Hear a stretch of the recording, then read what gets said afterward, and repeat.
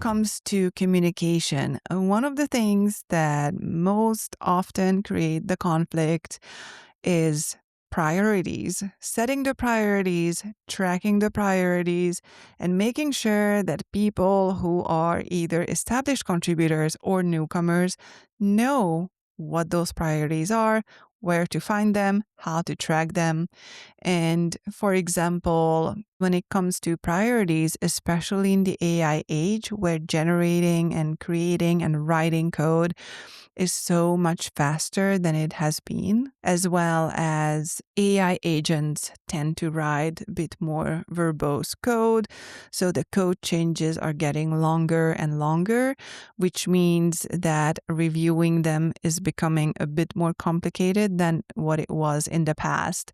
So reviewer bandwidth is getting a little bit lower because the work has been increasing.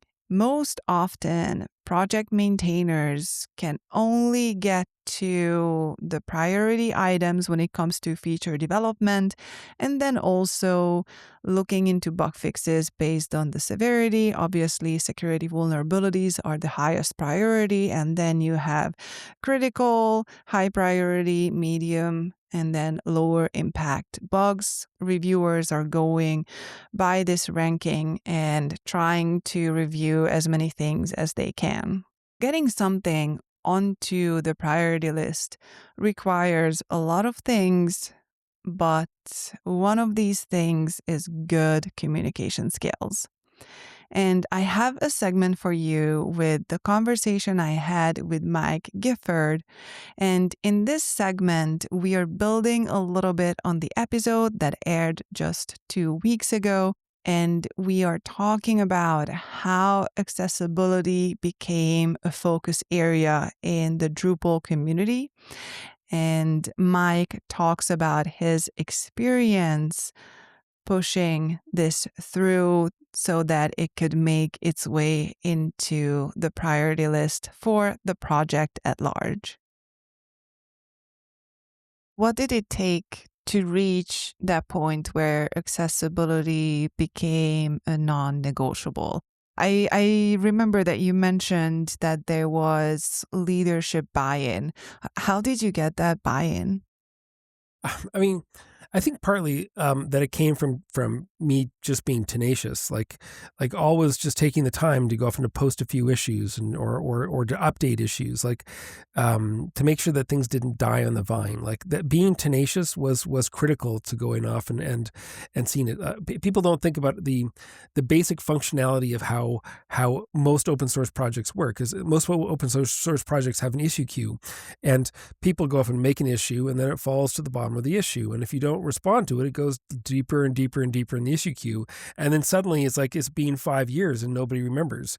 Whereas if you can find ways to bump it back up to the top and say, oh, here's a new article that touches on this. If you can find ways to provide additional evidence that supports the argument for this case, if you can provide other examples of content management systems or similar tools, like if the competition is adopting the thing you're arguing for, like that makes a pretty good use case to go off and have it be implemented here. Like, why can't we do it? Because WordPress does it. Like, are we not as cool as WordPress? Like that type of thing can really help move a community ahead. And I used all of those techniques to try and move it ahead and get adoption.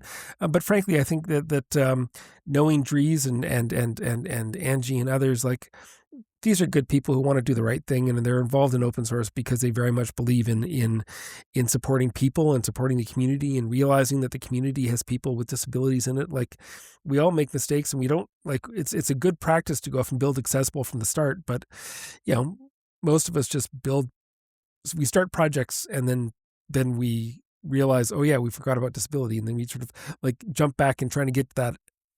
The sooner we can do that, the better. But very few of us are trying to go off and from the start build an accessible event management tool, for example. Like people have done that, and there's amazing people like Carl Groves that have done that. But it's not that's not how most projects get started.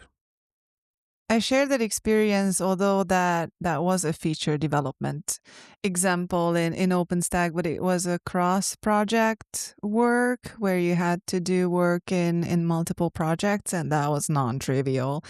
And I can confirm that when you're persistent and you're not going away just because something doesn't get done in a release cycle, then at one point people will get to the point where they realize that it's less work and effort to actually do the thing and get it through the finish line than send you away repeatedly because I was not going to go away until the thing was done. And then the thing got done. It took years, but the thing got done.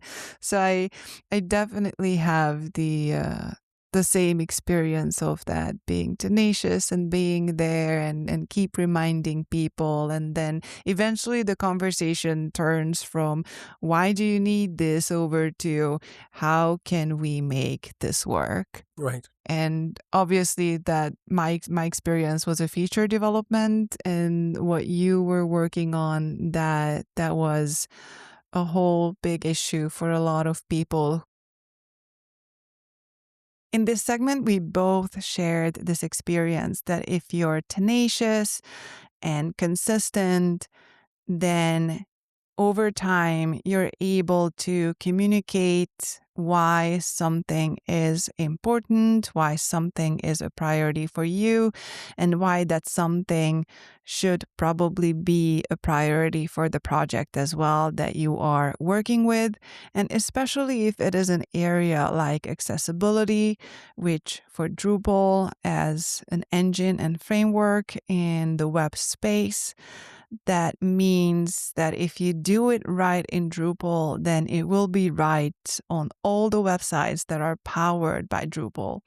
So that was a very, very important step, not just for Mike and the Drupal community, but all the people out there who are having some kind of a disability that prevents them to access content, either because they are visually impaired or they have a hearing problem.